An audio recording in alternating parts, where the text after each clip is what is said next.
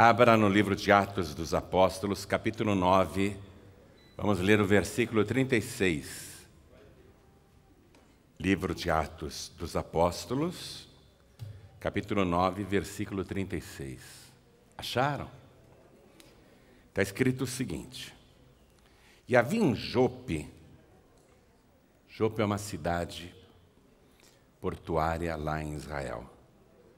Foi a mesma cidade onde o Jonas, séculos antes, para fugir da presença de Deus, pegou um navio e foi embora, né? É uma cidade já bíblica, conhecida. E havia na cidade de Jope uma discípula chamada Tabita, ou Tabitá. Em hebraico eles falam mais Tabitá. Essa tradução para Dorcas é porque a cidade falava duas línguas, hebraico e grego. E Dorcas, ou Tabitá, significa gazela. Esse era o nome dela. Discípula de Jesus. Esta estava cheia de boas obras e esmolas que fazia. O currículo dela acabou aqui. Esse é o currículo dessa discípula de Jesus. E aí, no próximo versículo, já fala o que aconteceu com ela. E aconteceu naqueles dias que, enfermando ela, morreu. Morreu. E tendo-a lavado, a depositaram num quarto alto. A história dela acabou aqui. Para a igreja, para a cidade de Jope, enfim, para aquela comunidade, a história de Tabitá, ou Dorcas, foi bem resumida aqui. Eu vou ler de novo, preste atenção. E havia em Jope uma discípula chamada Tabitá, que traduzido se diz Dorcas. Esta estava cheia de boas obras e esmolas que fazia. E aconteceu naqueles dias que, enfermando ela, morreu. E tendo-a lavado, a depositaram num quarto alto. Puseram o cadáver lá num quarto alto. Acabou a história dela. Eu vou ler mais uma vez e você repete em seguida, e nós vamos aprender aqui o que a intercessão é capaz de fazer, mesmo quando uma história já acabou. Como a intercessão pode mudar uma história. Amém?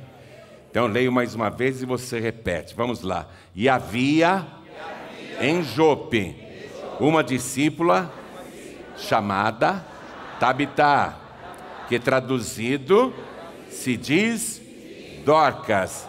Esta estava cheia de boas obras e esmolas que fazia. E aconteceu naqueles dias que, enfermando ela, morreu. Enfermando ela, morreu. Enfermando ela, morreu. E tendo-a lavado, a depositaram num quarto alto. Incrível, incrível. Essa mulher está morta. Mas a intercessão vai fazer essa história que chegou ao fim ter um novo começo. A intercessão tem esse poder. Quem acredita que isso aconteceu com Tabitá Dorcas? Quem acredita que isso aconteceu? Então vamos desocupar as mãos e dar para esta palavra a melhor salva de palmas que você puder dar agora. A melhor que você já deu em toda a sua vida. Enquanto você aplaude, levante os olhos aos céus e continue aplaudindo. E abra a boca e diga glória ao teu nome, Senhor. Isso, continua, continua. Não pare não. Você que está assistindo pela TV ou ouvindo pela rádio, junte-se a nós aqui em São Paulo, aplauda e glorifique a Deus também. Isso, continua. Pai querido e Deus amado, olha que coisa linda. Não é só o povo daqui não, Senhor. Em toda parte, em todos os lugares, em todo o mundo, alguém está te glorificando agora. Então abre o céu para receber este louvor, e sobre cada vida que te exalta, derrama sobre ela a tua bênção, a tua virtude, o teu poder. Pai bendito, vem contar o que aconteceu, vem falar conosco agora. Que recomeço é esse? O que aconteceu no mundo espiritual? Vem com teu Espírito Santo, tome a boca do pregador, tome os lábios do mensageiro, envia a tua palavra com poder e autoridade, e que a tua palavra vá, percorra toda a terra e prospere naquilo para o qual está sendo enviada, em nome do Senhor Jesus. Diga amém, Jesus. Poder sentar, por favor. O que eu gosto no currículo da Tabitá é essa parte aqui. Todo mundo a conhecia como uma discípula do Senhor Jesus. Numa época em que ser um discípulo, uma discípula, era muito perigoso. Havia muita perseguição. Mas todo mundo sabia que aquela moça, ou senhora, ninguém sabe direito a idade dela, era uma discípula do Senhor Jesus. Porque ela vivia falando de Jesus o tempo todo. Mas ela não pregava apenas o evangelho de boca. Ela provava que vivia o evangelho. Porque olha aqui, ó. Ela estava cheia de boas obras. Todo mundo reconhecia que aquela mulher era boa demais, ajudadora, e fazia muitas esmolas. Mas preste atenção, a Tabitá, ou Dorcas, que é o nome grego dela, não era uma mulher rica, nem tinha uma ONG de assistência social. Era ela sozinha que sentia o desejo de ajudar as pessoas. Ela usava o pouco dinheiro que tinha para fazer muitas esmolas, e ela também, com o dinheiro que tinha, ela devia ser costureira, não é? Mas isso não colocaram no currículo dela.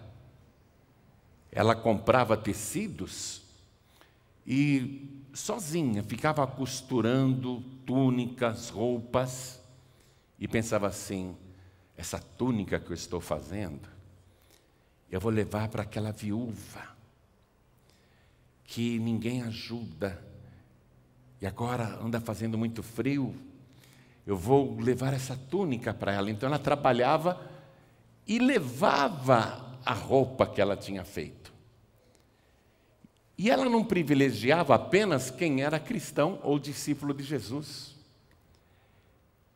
Ela ia atrás dos necessitados, não importando a religião da pessoa. Se a pessoa estava no Antigo Testamento, ou se acreditava em Jesus, se a pessoa era pagã, se era grega, se era síria, se era árabe.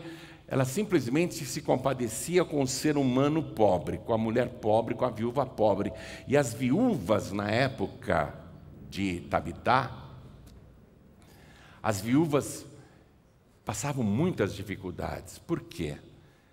Quando o marido morria, elas perdiam o provedor. E elas passavam aflições e necessidades, muitas vezes abandonadas pelos filhos.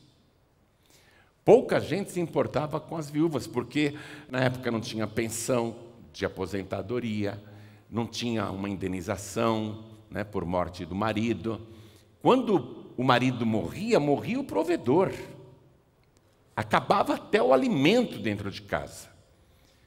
Então, a Tabitá, a Dorcas, ela se afligia com isso. Ela não era rica, mas ela gostava de praticar boas obras.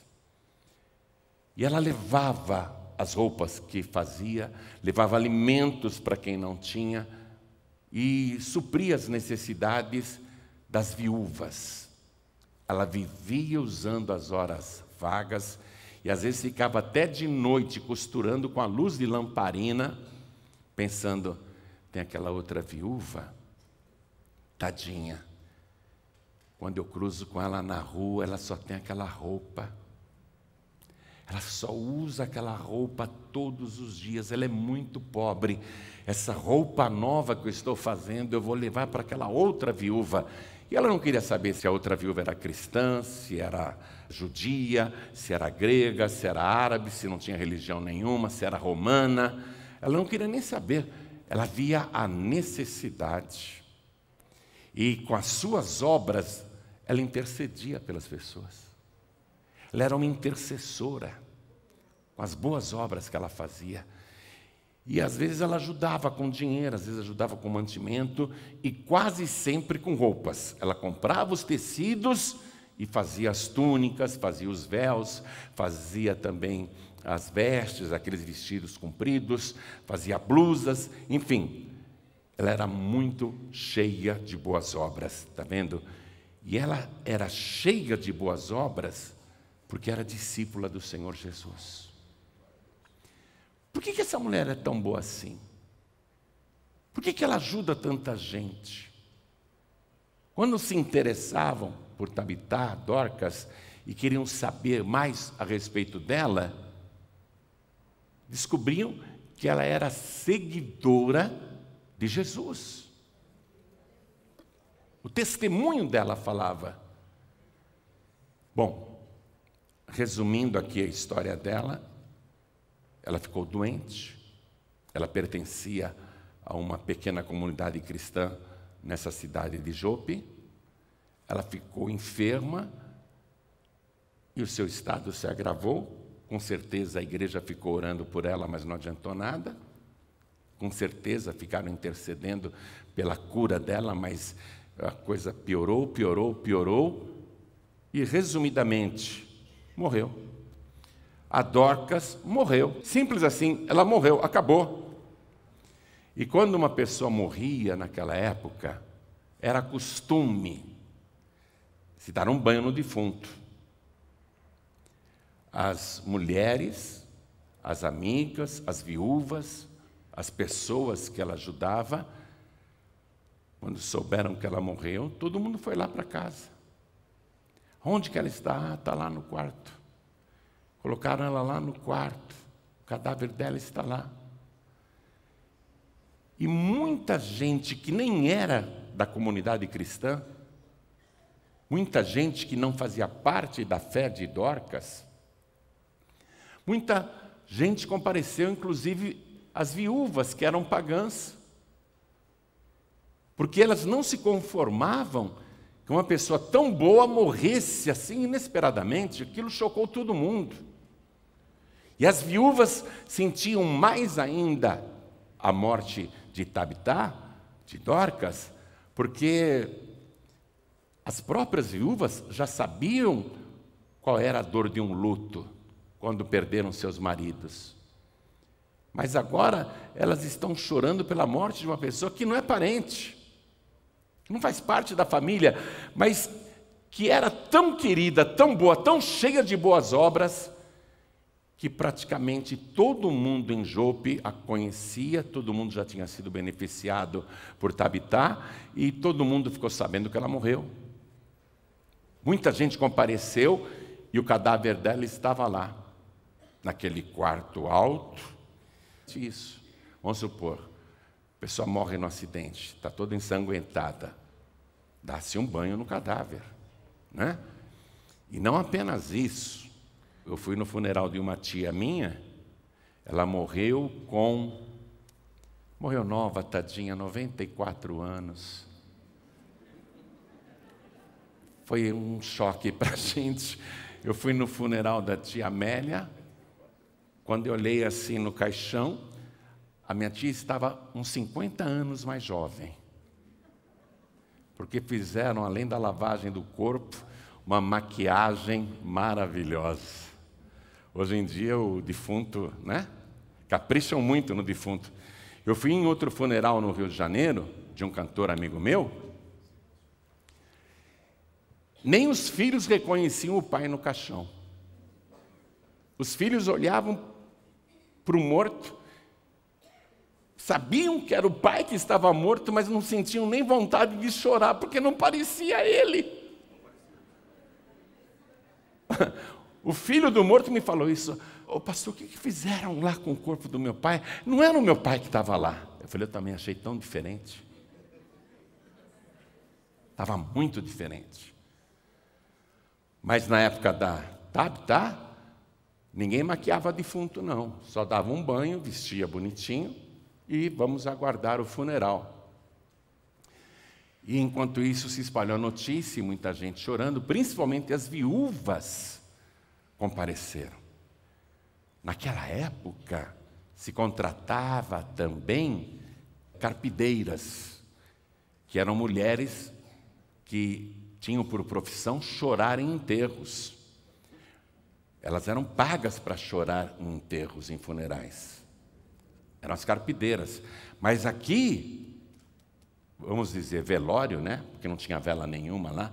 Mas ali, naquela preparação para o funeral de Tabita, as viúvas estavam chorando, e não era para ganhar dinheiro, não. Estavam chorando de lamentação, de verdade, porque a Tabita era tão boa. Que mulher boa! Como que ela morre, uma pessoa tão boa? Tem tanta gente ruim nesse mundo e não morre. E ela que era caridosa, cheia de boas obras, que fazia muitas esmolas, morre. Uma pessoa que fazia tanto bem para a sociedade, que ajudava tanta gente, morre. Ninguém se conformava. E aí, aquela parte cristã da comunidade soube que o apóstolo Pedro estava numa cidade próxima, a cidade de Lida, ficava a 15 quilômetros de Jope. Os dirigentes da pequena igreja pegaram 2 discípulos e disseram, vão até Lida e avisem Pedro que ele tem que vir para cá correndo.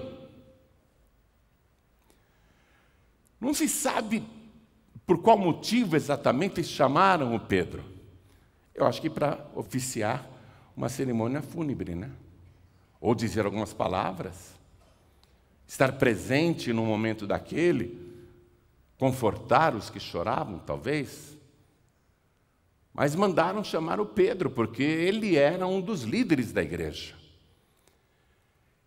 E eu falei para você que essa cidade de Lida ficava a 15 quilômetros de Jope.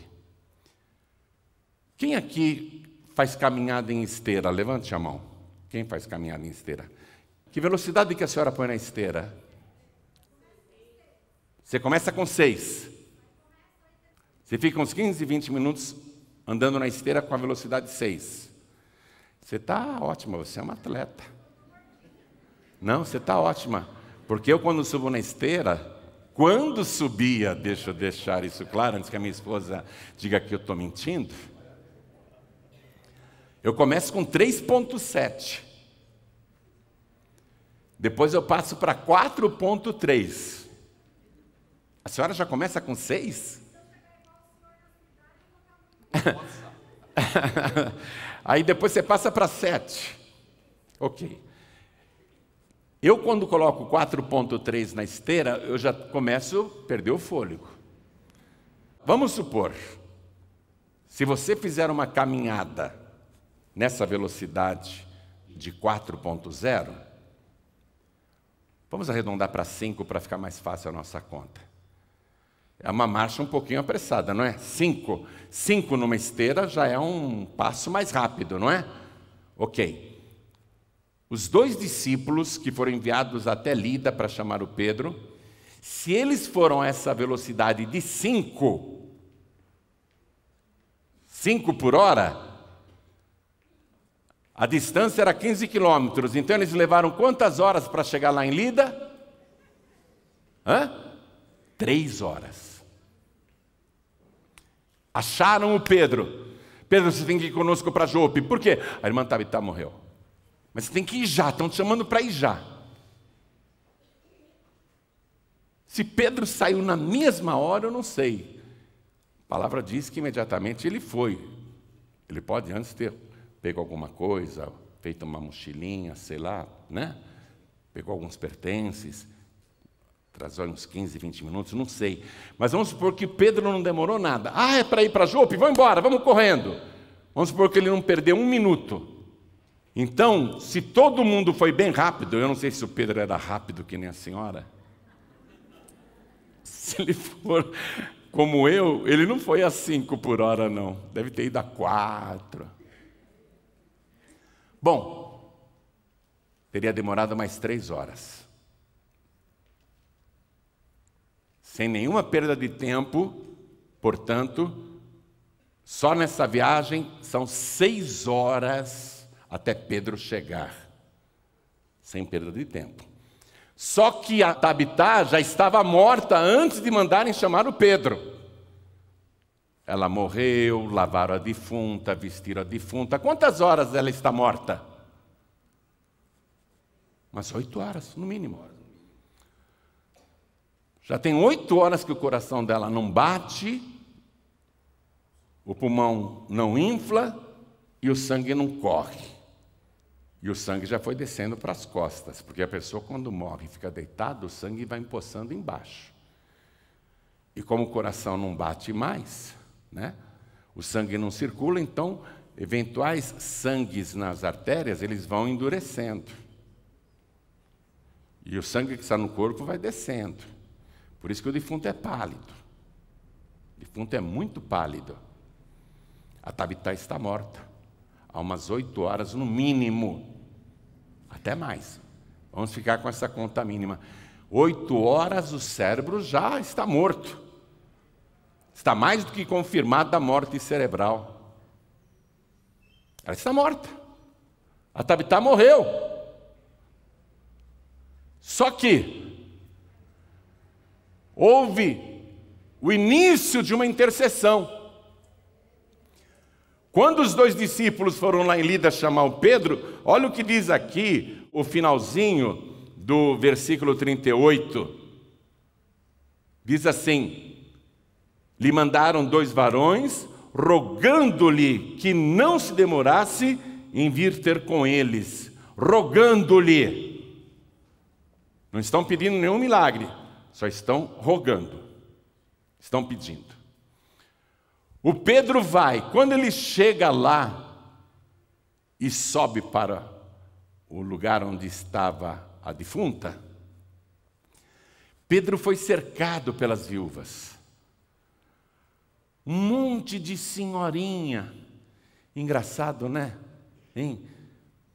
Vocês já repararam que no mundo tem mais viúva do que viúvo? Outro dia eu estava num lugar, num hotel, e chegou um ônibus de turismo. Acho que foi em Belo Horizonte que eu fui pregar.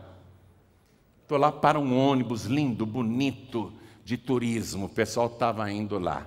Ia se hospedar naquele hotel que eu já estava. E eu estava ali na calçada, na recepção, o ônibus parou, e aí começaram a descer os turistas pela porta da frente.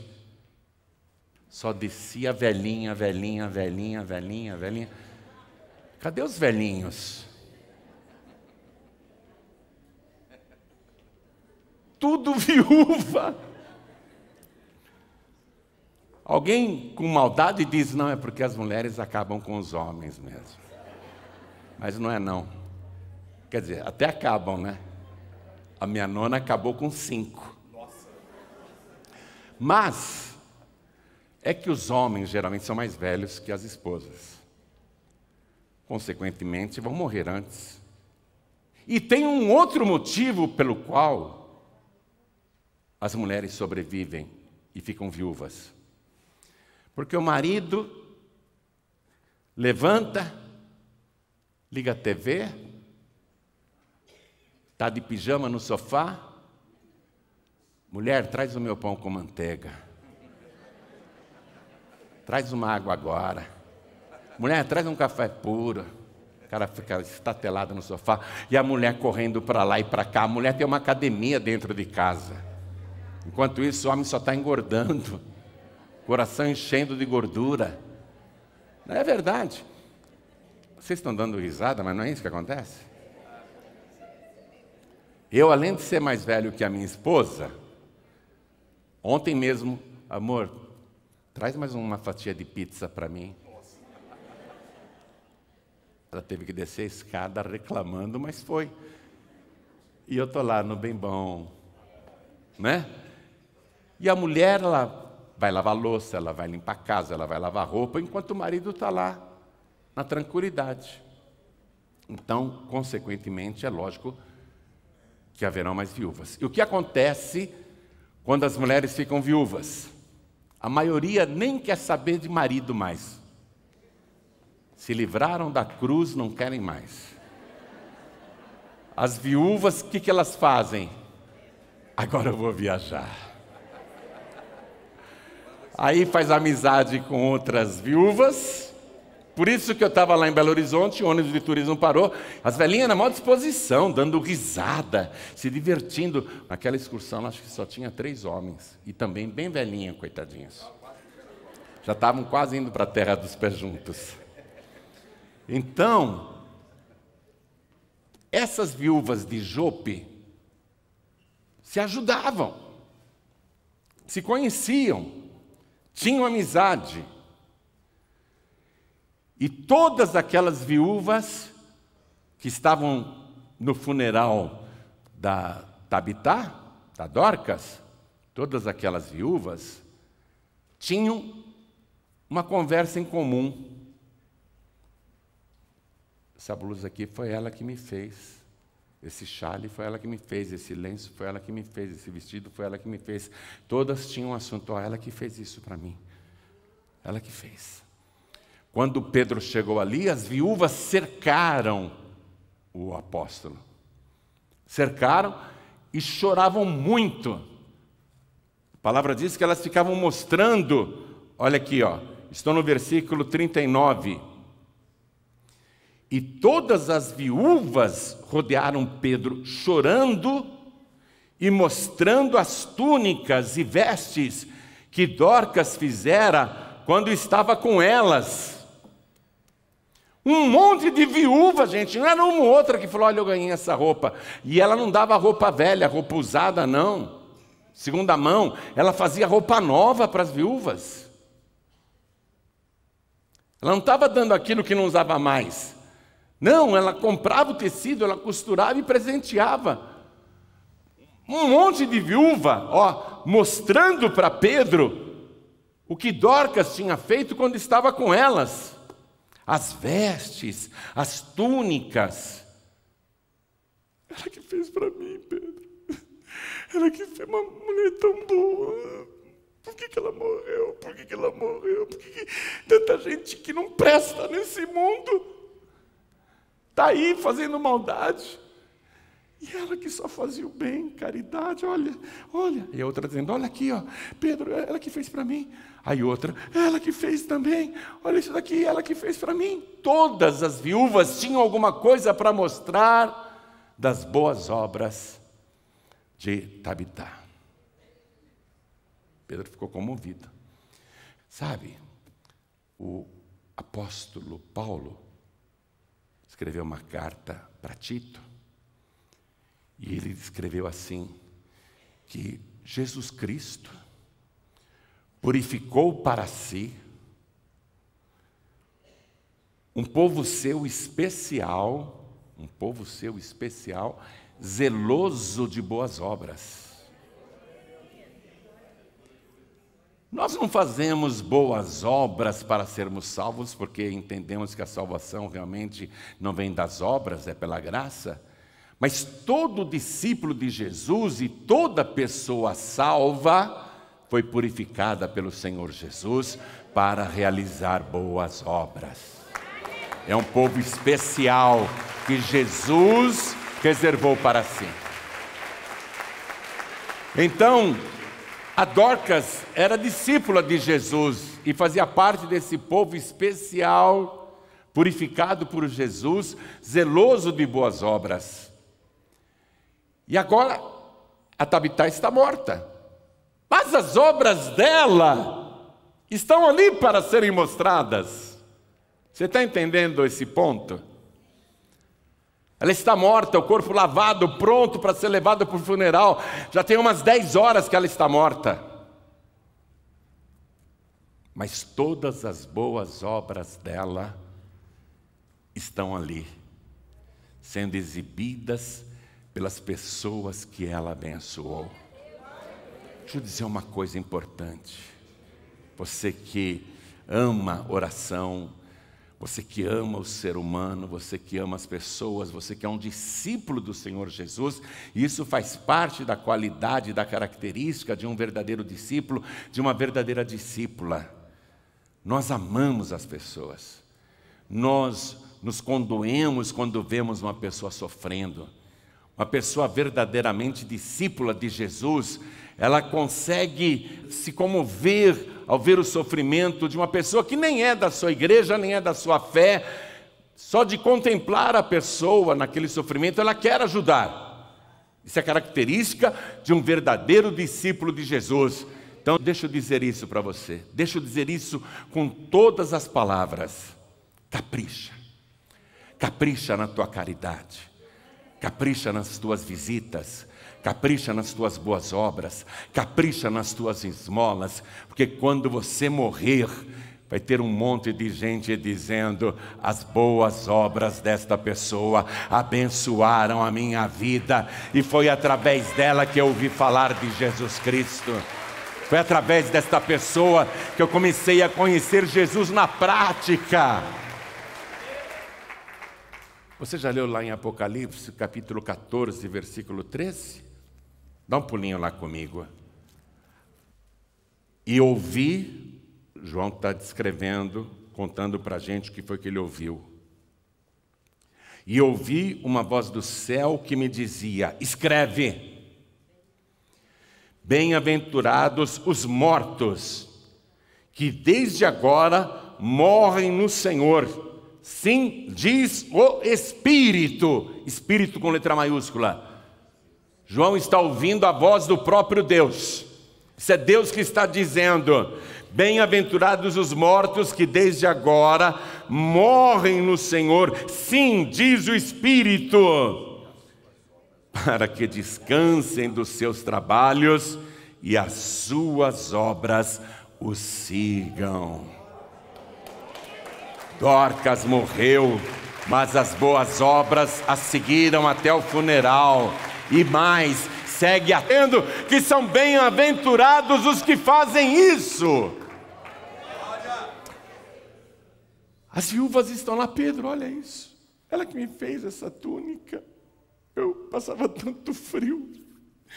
Ela nem me conhecia direito. Um dia ela bateu lá na porta da minha casa e me presenteou com essa roupa novinha. Por que ela morreu? Uma pessoa tão boa. Aí outra mesma história. Quantas vezes ela me levou comida? Ela nem perguntava se eu precisava ou não. Parece que ela sabia que eu estava passando fome e ela chegava na minha casa com mantimento. Todas as viúvas estavam dando um testemunho a respeito dessa mulher, que era uma intercessora, não apenas espiritual, mas social. Como discípula do Senhor Jesus, ela orava por aquelas viúvas. Quando ela estava lá costurando e pensando, ela estava em oração por essa tal viúva. Mas ela não intercedia só em oração, com as obras também. Ela intercedia, ela entrava em ação. Todo mundo ali tem um testemunho bom para dar sobre a morta, sobre a falecida. Pedro, olha isso. Por que ela morreu? Por quê? Por quê? Pedro ficou comovido. Essa Tabita, ela já estava, digamos, para receber a recompensa lá na glória. Com certeza, ela já estava ali para colher os frutos de uma vida piedosa, uma vida de oração, uma vida de caridade, uma vida de amor. discípula verdadeira do Senhor, guardou a fé até o fim. Adoeceu, não murmurou.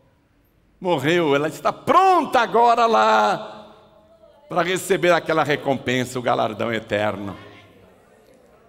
Aí entra o intercessor. Entra o intercessor para mudar todos os planos do céu, para interromper a festa que iam fazer para Tabitá, para Dorcas, para interromper a cerimônia do galardão, a recompensa eterna. Entra o intercessor. Pedro sentiu, não comentou com ninguém, que deveria orar para ela ressuscitar. Ele deveria orar para ela reviver. Mas ele não contou para ninguém.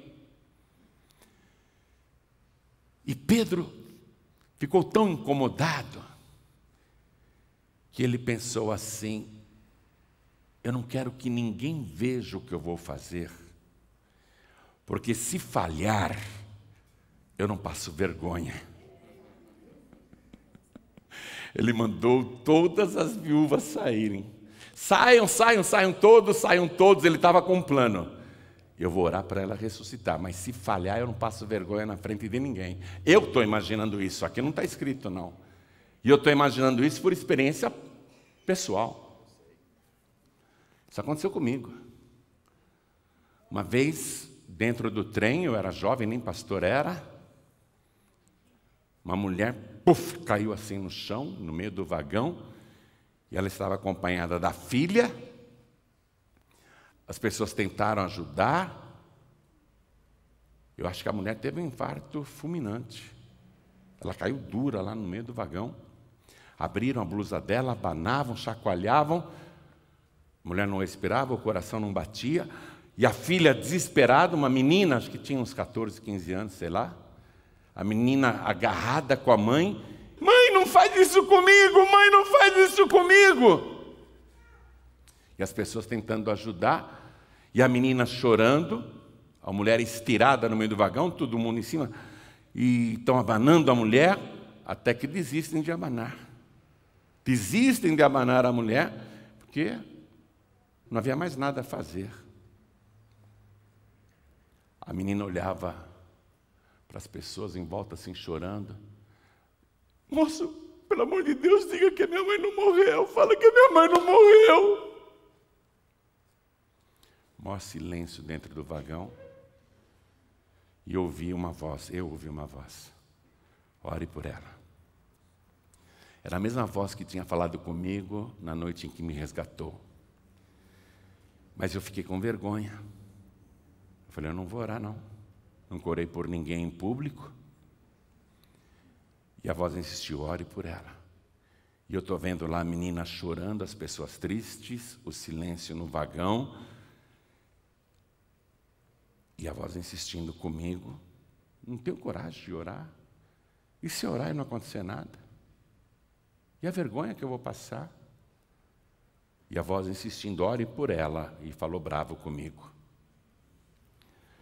Aí o trem foi parando na estação de Santo André, na época eu morava lá, era a minha estação também. E alguns homens pegaram aquela mulher e foram carregando o seu corpo para fora do vagão, descendo na estação de Santo André, como era a minha estação também, eu peguei minha malinha e fui atrás, e sentindo a cobrança para orar, mas não tinha coragem. E todo mundo na estação, semi-lotada, todo mundo olhando, o que está acontecendo, o que estão carregando essa mulher? E a filha atrás chorando. Tiraram a mulher da estação, levaram até a calçada, puseram o corpo dela assim na calçada, a filha ficou do lado chorando, acarinhando o cabelo da mãe, a mulher não se mexia. Um que pegou ela pelos pés, falou, vou procurar um táxi, o outro, eu vou procurar ajuda. Sumiram. Aí quando eu vi que só estava a menina e a mãe, aí eu criei coragem, né? Falei, menina, eu posso orar pela sua mãe? Pelo amor de Deus, por favor, me ajude. Aí eu fiz uma oração assim, meio rápida, porque eu estava com vergonha também. Aí quando eu terminei a oração, a mulher abriu os olhos, olhou para a filha mãe, abraçou, mãe, você está viva, mãe. A mulher ficou de pé imediatamente e a mulher falou assim, a única coisa que eu me lembro é que eu estava andando num vale escuro, num lugar muito escuro. E eu lembrei do vale da sombra da morte. Então, eu acho que Pedro não quis fazer a oração na frente de todo mundo, ainda que ele estivesse sentindo, pelo Espírito de Deus, o desejo de orar pela morta para ela ressuscitar. Ele pôs todo mundo para fora e ficou sozinho com a defunta. E aqui diz que ele orou. Atenção, estou no versículo 40. Mas Pedro, fazendo sair a todos, pôs-se de joelhos e orou. Olha o intercessor entrando em ação. Pôs-se de joelhos e orou. Não diz o que ele orou, né? Mas não é preciso muita imaginação para, sei lá, imaginar, né? Supor o que Pedro disse. Pedro ajoelhado, a defunta aqui na laje. Pedro orou. Ele deve ter dito, Senhor, deve ter dito, não está escrito, eu imagino. Senhor, lembra quando a filha do Jairo morreu? O Senhor mandou todo mundo sair do quarto. Só ficou o Senhor, eu, o Tiago, o João, o André. O pai e a mãe da menina morta. E o Senhor disse para aquela defunta, Talita cumi. O nome dessa defunta é tão parecido, é Tabitá. Eu vou mandar ela levantar. O Senhor não diz que quem crê em ti fará as obras que o Senhor faz e até maiores fará? Estou imaginando aqui, né? Pedro era um discípulo de Jesus. Eu guardei tuas palavras. Então eu vou fazer igual ao Senhor, eu sou teu discípulo. Está defunta aqui. Então o milagre tem que acontecer. Havia uma escuridão da morte lá dentro daquele aposento, como se fosse uma cortina escura. Enquanto Pedro estava orando com fé, para mandar aquela morta se levantar, ressuscitar, eu acredito que lá no paraíso, Jesus deve ter dito, Tabitá, você vai ter que voltar para a terra. Está todo mundo reclamando da tua ausência. Eu nem ia deixar você voltar não, mas agora o Pedro, coitado, se ele falhar nessa oração, ele vai perder até a fé em mim. Você vai ter que voltar lá. Então, vamos adiar a festa da tua recompensa, vamos adiar a tua recompensa eterna. Aí Jesus deve ter ido lá, sabe aquela cortina escura que separa o mundo dos vivos do mundo dos mortos, especialmente a cortina do luto. Enquanto Pedro orava, Jesus deve ter aberto aquela cortina do luto. Vai, Tabitá, entra de novo naquele corpo. Eu já estou restaurando o teu corpo. E o Pedro orando. Ele não sabe nada do que está acontecendo no mundo espiritual, mas Jesus já entrou com providência. Eu quero te dizer isso, quando você dobra os teus joelhos para orar, parece que nada mudou, Parece que está tudo igual, mas enquanto você ora, Jesus está abrindo a cortina do impossível e coisas maravilhosas, coisas estrondosas, coisas inacreditáveis começam a acontecer, porque você é o intercessor de Deus. Quando você clama, Deus ouve, o céu para. Vai, Tabita, entra de novo no teu próprio corpo. A alma dela voltou. Enquanto Pedro orava, Jesus foi restaurando os órgãos. O cérebro já estava ressecado, ele pôs ali o cérebro para funcionar, o coração para bater, o pulmão para respirar, as veias para se desentupirem. Enquanto Pedro estava orando, Jesus já foi fazendo um milagre. Não foi o Pedro que operou esse milagre, não. Foi o nosso Senhor e Salvador Jesus Cristo.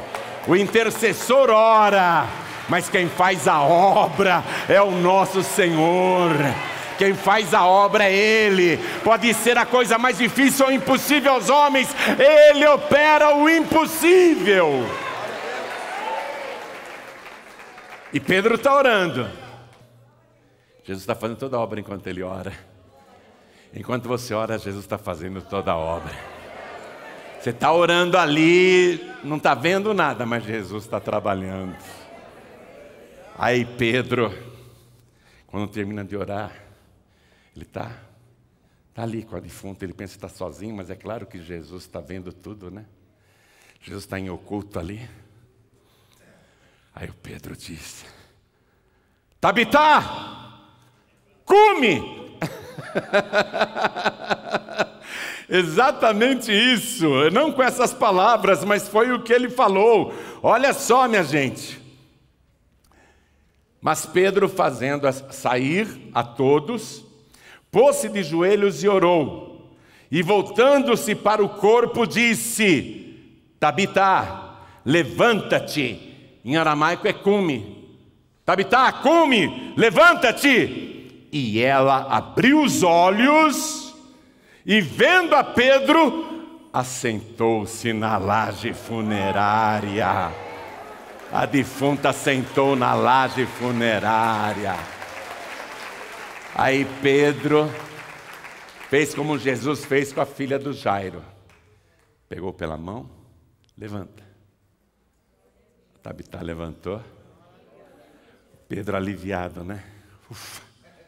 Nem eu estou acreditando, nem eu estou acreditando. Meu Deus, nem eu estou acreditando. Que coisa. Ele abriu a porta. Minha gente, pode entrar. Todo mundo estranhou a alegria. Um cara alegre num funeral. Um cara rindo à toa num funeral. Minha gente, entra. O cara na maior animação. Todo mundo entrou chorando. Mas quando entrou, todo mundo começou a dar glórias a Deus. O choro foi convertido em alegria. A alegria do Senhor é a nossa força. Toda a tristeza desapareceu. Onde antes havia lágrima, agora há riso de alegria. Onde antes havia urros e lamentos, agora louvores e glórias a Deus. Tudo por causa da ação dos intercessores.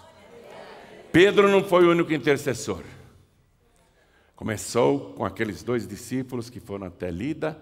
Pedro, venha correndo conosco. Rogaram a ele, venha. Mas jamais pediram: Pedro, vai lá ressuscitar a defunta. Não, só mandaram Pedro ir correndo naquele funeral. Quando as viúvas cercaram o Pedro, mostrando as boas obras da Tabita, da Dorcas, elas também estavam intercedendo. Por que uma pessoa tão boa assim morre? Elas também estavam intercedendo. Mas aí Pedro chega de joelhos e intercede. A oração dele não está nem registrada. A gente imagina o que ele falou, mas ele orou diante daquele corpo. Ele queria a ressurreição dela. Pedro deve ter dito naquela oração: Senhor, O pessoal vai se escandalizar se o Senhor não fizer esse milagre. Não dá para entender como que o Senhor leva uma pessoa tão boa como a Tabitá. A fé de muita gente aqui vai naufragar.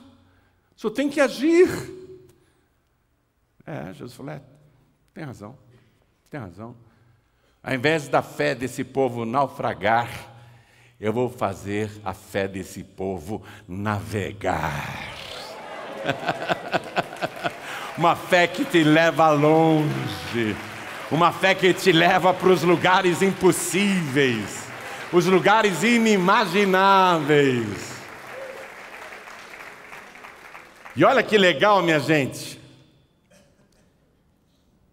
E ele, dando-lhe a mão, a levantou e chamando os santos, os cristãos, e as viúvas, apresentou-lhe a viva. E foi isto notório por toda Jope. E muitos creram no Senhor. Atenção, e muitos creram no Senhor. As viúvas que tinham sido abençoadas pela discípula de Jesus, Tabitá, e que não eram da igreja, mas sabiam que ela era discípula de Jesus, que tinham chorado a sua morte, aquelas viúvas que não eram cristãs ainda, que não eram convertidas, quando viram um milagre, não tenha dúvida nenhuma, se converteram ao Senhor Jesus. Não foi Pedro que levou a fama. Quem levou a fama foi o próprio Senhor Jesus. Quem ressuscitou aquela mulher morta não foi o Pedro, foi o próprio Senhor Jesus. Porque ele disse, eu sou a ressurreição e a vida. Quem crê em mim, ainda que esteja morto, viverá. E todo aquele que vive e crê em mim, nunca morrerá. Todo mundo passou a crer em Jesus. Todos. Hoje, Deus está mandando esta palavra diretamente para você. Os teus joelhos não são dobrados em vão.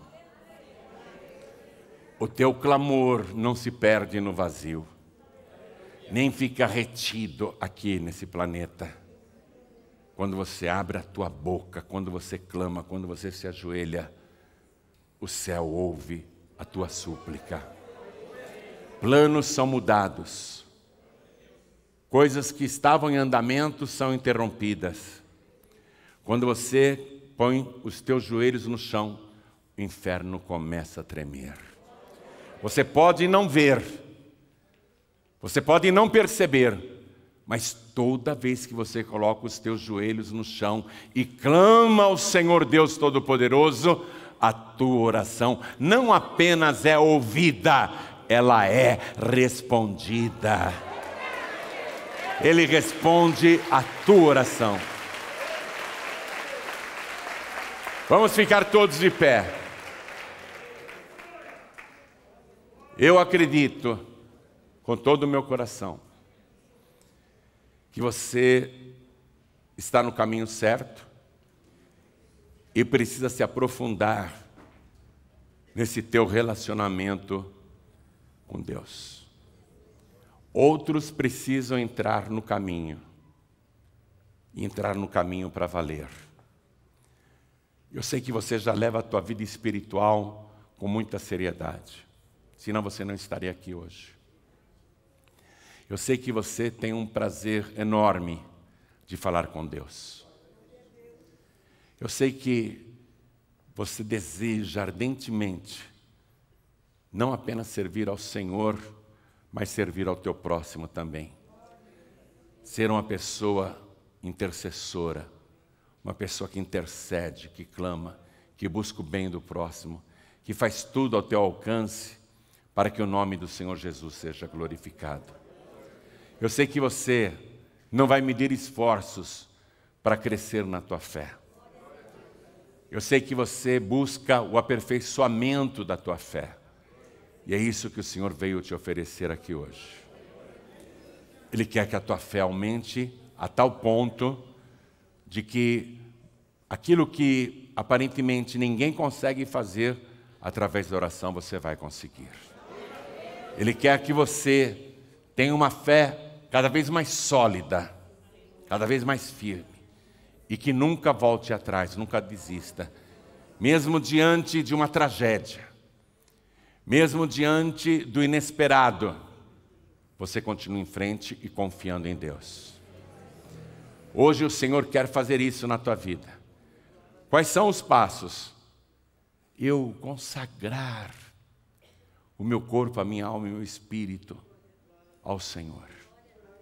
Passo, admitir que muitas e muitas vezes você tem falhado nessa busca, mas que não quer mais falhar. Dizer ao Senhor, eu quero crescer na tua presença. Eu não quero mais ter preguiça em alguns momentos, ou indisposição em outros momentos. Eu quero estar sempre animado, animada com a minha fé. Eu quero sempre estar na tua casa. Quero estar sempre de joelhos na tua presença. Esse é o segundo passo. E o terceiro passo é não viver mais para si mesmo, mas viver para Deus e viver para o teu próximo. Por que Jesus não reteve Tabitá ou Dorcas lá no paraíso? Porque ela ainda tinha coisas para fazer aqui na terra. Ela não podia ser recolhida. Havia ainda muito trabalho a ser feito. E ela era uma boa executora dessa tarefa. Então Jesus a devolveu aqui na terra justamente para que ela continuasse o que já fazia.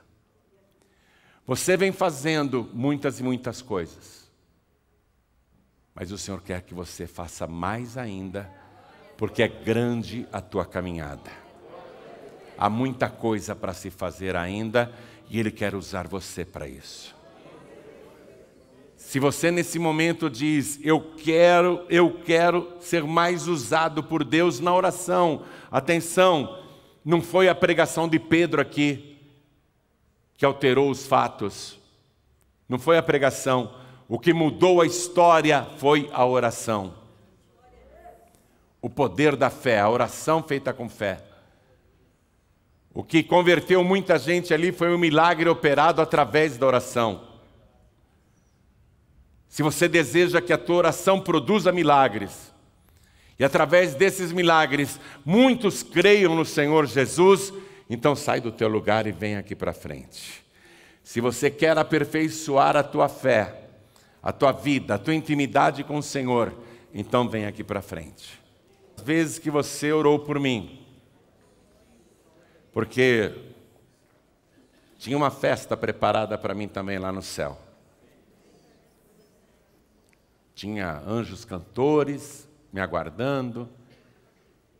Eu imagino que tinham faixas ali, bem-vindo, João Henrique. Eu acredito que estava tudo pronto para eu ficar por ali mesmo. Mas você orou tanto por mim, não é? Hein? Eu sei que você orou muito por mim. Todo mundo sabe que em apenas 9 meses eu enfrentei 3 UTIs, por 3 motivos diferentes. 29 dias por causa do Covid, com mais de 80% dos pulmões tomados.